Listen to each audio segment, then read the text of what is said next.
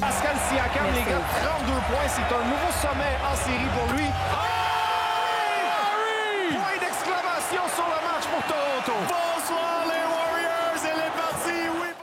Bien, parlons-en justement de la fièvre des séries qui n'est pas associée au hockey cette année, mais bien au basket avec les Raptors de Toronto qui participent, vous le savez, à la finale pour la toute première fois de leur histoire.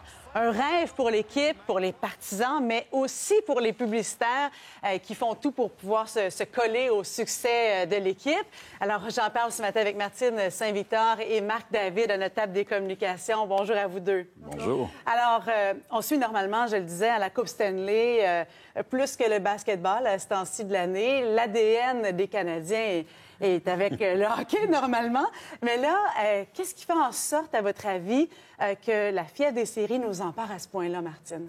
Ouais, d'abord, la première chose qu'il faut dire, c'est que le basketball a été inventé par un Canadien. Donc, on n'est pas quand même complètement ignorant de l'appareil du basket. Mais on ne le sait pas trop, ça, hein? Non, les Américains n'aiment pas, d'ailleurs, qu'on leur rappelle, parce qu'eux, ils nous disent toujours que c'est un Canado-américain. Bref. Un Canadien qui travaillait aux États-Unis à l'université. Voilà.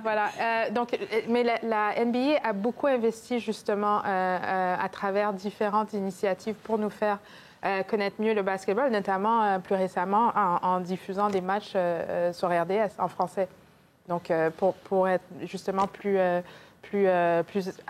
abordable, plus approchable, pardon. Bien, c'est ça. Puis là, il faut dire qu'au hockey, pour les Canadiens, en tout cas, il n'y a pas d'équipe canadienne qui participe à la série finale de la Coupe Stanley. Les Raptors s'insèrent bien avec leur succès historique quand même, première équipe canadienne qui participe à la finale.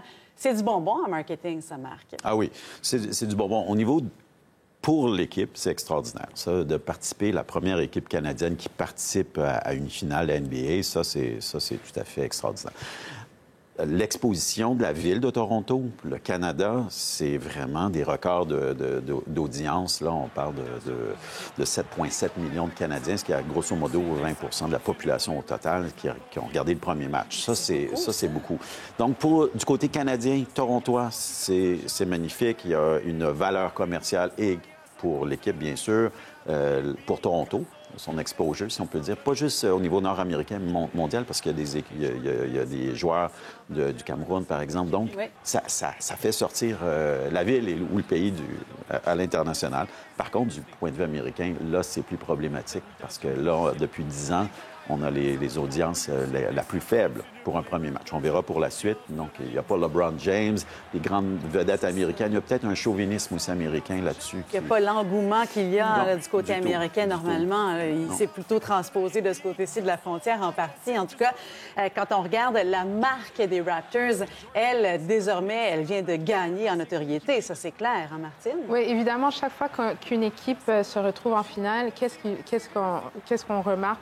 On remarque une augmentation du merchandising, c'est-à-dire les maillots, les jerseys des Raptors qui, évidemment, sont vendus beaucoup à Toronto, mais avec l'Internet, sont vendus à travers le monde.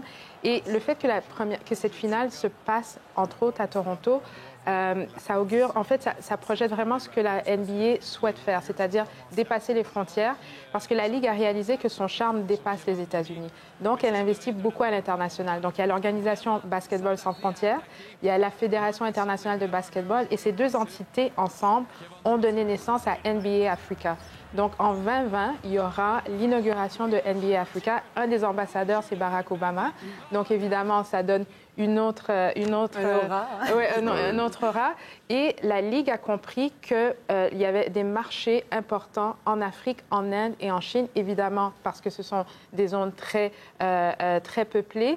Et ce qui est extraordinaire, c'est qu'avec NBA Africa, la Ligue mise sur les anciens joueurs de la NBA qui sont issus du continent africain et sur les joueurs aujourd'hui. Donc, justement, il y en a 3 qui viennent de l'Afrique dans la série présente. Et ce qui est bien, c'est que ce n'est pas seulement au basketball, c'est-à-dire qu'ils veulent que la NBA soit impliquée dans les communautés. Donc, il y a ce sens de responsabilité sociale. Et ce n'est pas juste les garçons, c'est les jeunes filles aussi.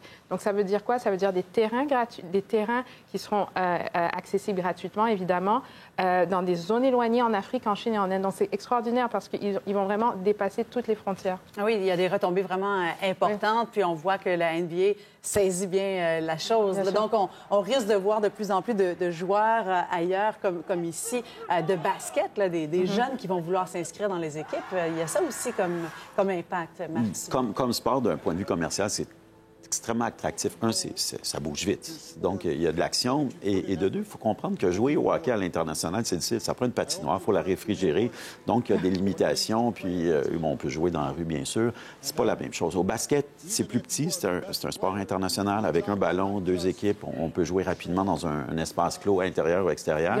Gratuitement. Donc, contrairement à d'autres, ou juste un terrain de foot qui est déjà... Le football, c'est vraiment international. J'ai l'impression que la NBA veut aller vers un modèle de ce que le soccer fait déjà Par contre, les Américains, comme je l'expliquais, sont très chauvins. Donc, il faut voir l'intérêt international. Parce que ce qui fait vivre une ligne, c'est les codes d'écoute. En ce moment, ce qu'on voit, il y a eu un petit peu plus d'Américains. On parle d'11 millions d'Américains qui ont regardé le premier match. Comme je le disais, plutôt 7,7 millions de Canadiens sur un marché américain qui est 10 fois plus gros.